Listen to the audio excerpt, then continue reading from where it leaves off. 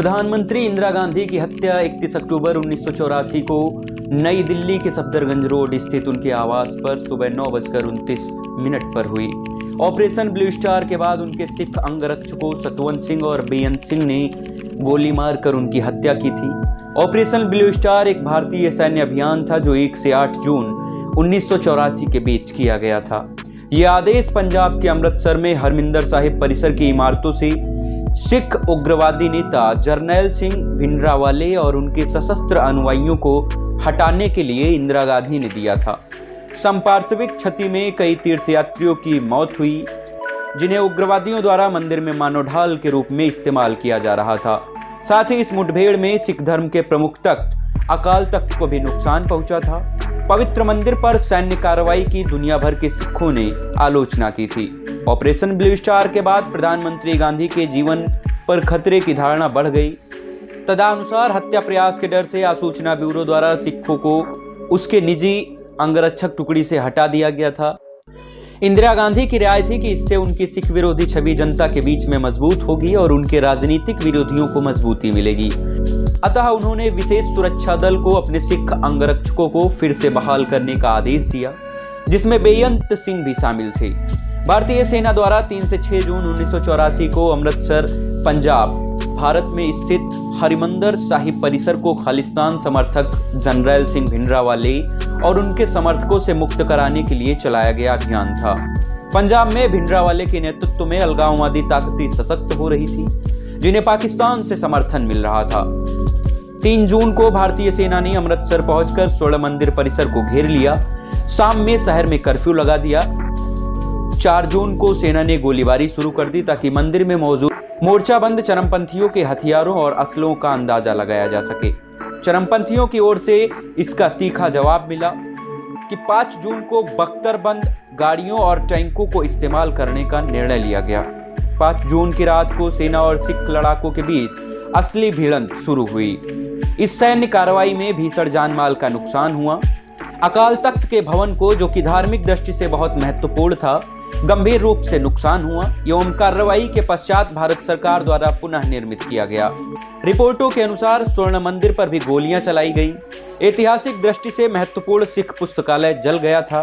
भारत सरकार के श्वेत पत्र के अनुसार 83 सैनिक मारे गए और 249 लोग घायल हुए थे। 493 चरमपंथी और आम नागरिक मारे गए, 86 घायल हुए और 1592 को गिरफ्तार किया गया। इस कार्रवाई की गई कारणों से निंदा भी की गई, विशेषकर सिख धार्मिक भावनाओं को ठेस पहुंचाने के लिए। ऑपरेशन ब्लू स्टार में अपनी भूमिका के कारण इंदिरा गांधी, जिसने अकाल तख्त के कुछ हिस्सों को नुकसान पहुंचाया था और हताहतों की संख्या हुई थी, सिखों के बीच अत्यंत अलोकप्रिय हो गई। स्वर्ण मंदिर परिसर में जूतों के साथ सेना के जवानों के कथित प्रवेश और मंदिर के पुस्तकालय में सिख धर्म ग्रंथों और पांडुलिपियों के कथित रूप से नष्ट होने के कारण सिख समुदाय आहत हुई थी।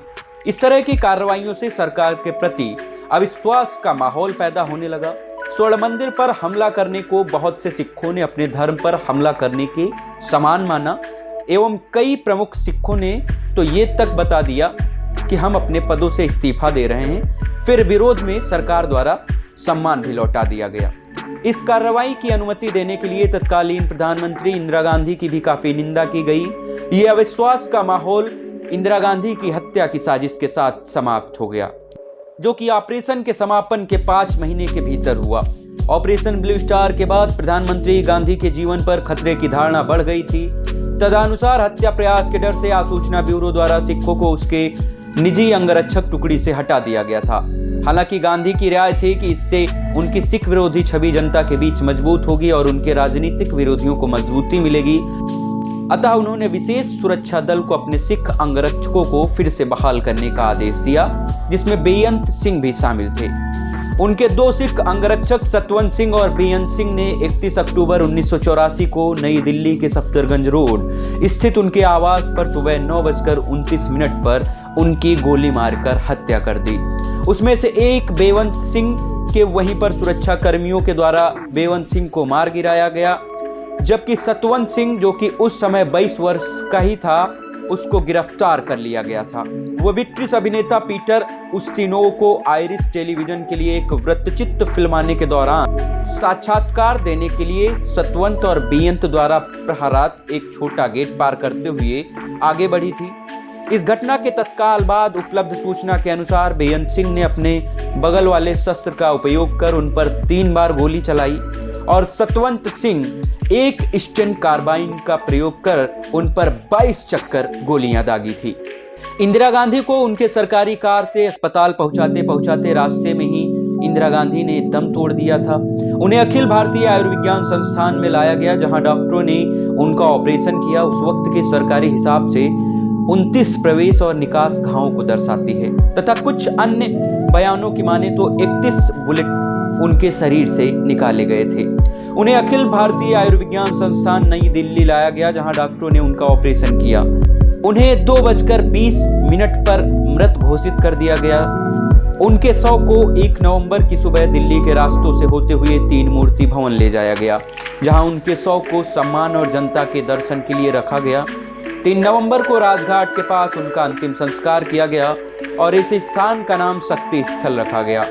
उनके बड़े बेटे और उत्तराधिकारी राजीव गांधी ने चिता को मुखाग्नि दी। इंदिरा गांधी की हत्या के बाद भारत के कई इलाकों में सिख के विरुद्ध दंगे हुए थे, जिनमें करीब 3000 से ज्यादा लोगों की मौतें हुई थी।